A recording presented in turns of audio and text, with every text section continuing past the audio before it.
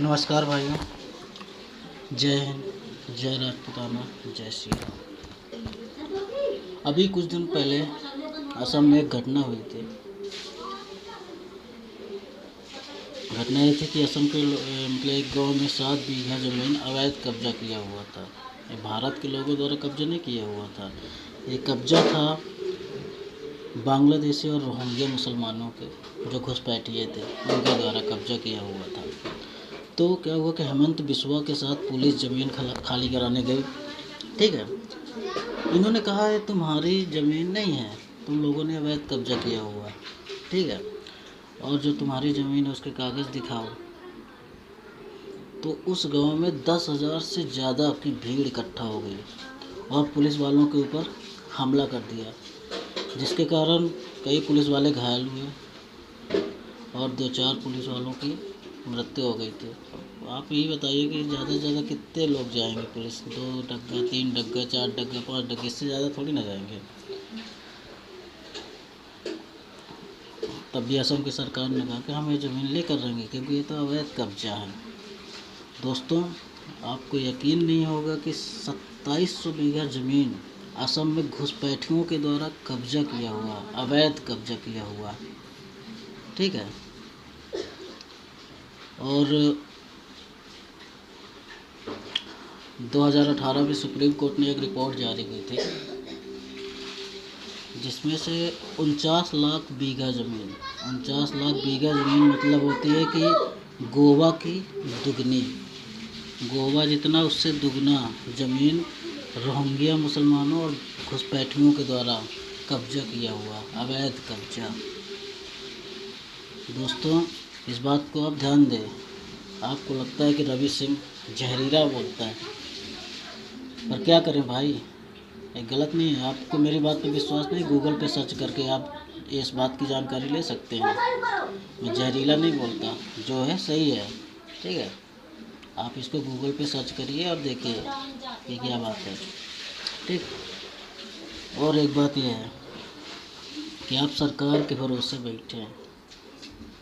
अभी तक तो ठीक है, सरकार है, भाजपा की सरकार है। ठीक है, तो थोड़ा बहुत हिंदुत्व तो बचा हुआ है। ठीक है, तो आप लोगों को ध्यान देना होगा। ठीक है, आप लोग कुछ करने को तैयार, मतलब जब तक अपने माँ बहन के साथ, मतलब आप लोग ये सोचे हैं कि जब तक हमारे घर में कुछ नहीं होता हम क्यों ध्यान दें। हम तो भैया पैसा कमाने में मगन है, पैसा वैसा में ध्यान देना, क्या इन सब चीज़ों में ध्यान देना जब तक हमारे घर में नहीं होता। अरे असम में हो रहा, कल यूपी में होगा, एमपी में होगा, हर जगह होगा। ठीक है, आप लोग ये नहीं देखते कि जहाँ खाली ज़मीन पड़ी रहती, झुग्गी झोपड़ी बना के कितने लोग आ जाते हैं। कहाँ से आते हैं लोग इतनी भीड़ में? कभी पूछा है आपने कि ये लोग कहाँ से आते हैं? अरे पूछिए, ये सरकार के भरोसे न बैठे, आप खुद पूछिए, आपका एक अधिकार है। आप पूछिए कि आप लोग कहाँ से आते हो, कैसे यहाँ कब्जा किया हुआ है। ठीक है, ध्यान दीजिए। और दोस्तों, एक बात और बताना चाहूँगा कि भारत में 5,000 करोड़ रोहिंग्या घुसपैठिए भारत के हर हिस्से में है।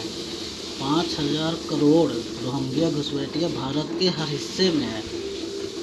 ठीक है, और एक और बात बताना चाहता हूँ।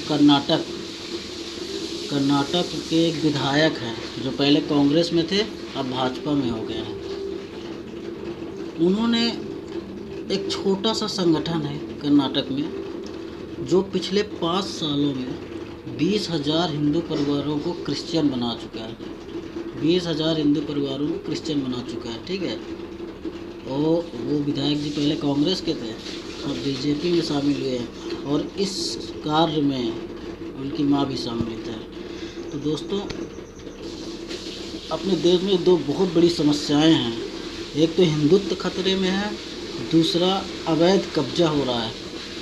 To biggest problem of India, ये इंडिया में 2 सबसे बड़ी प्रॉब्लम है। ठीक है, तो आप लोग अपने एरिया में जो लोग बाहरी आते हैं, अवैध कब्जा करते हैं, उनसे पूछिए आप कहाँ से आते हैं, उनकी जानकारी लीजिए, उनकी हर चीज़ पूछिए कि आपके पास आधार कार्ड है या नहीं है, कैसे, मतलब आपको सोचना चाहिए कि यार भाई कहाँ से आ गए। ऐसे कैसे आ गया कोई, है ना।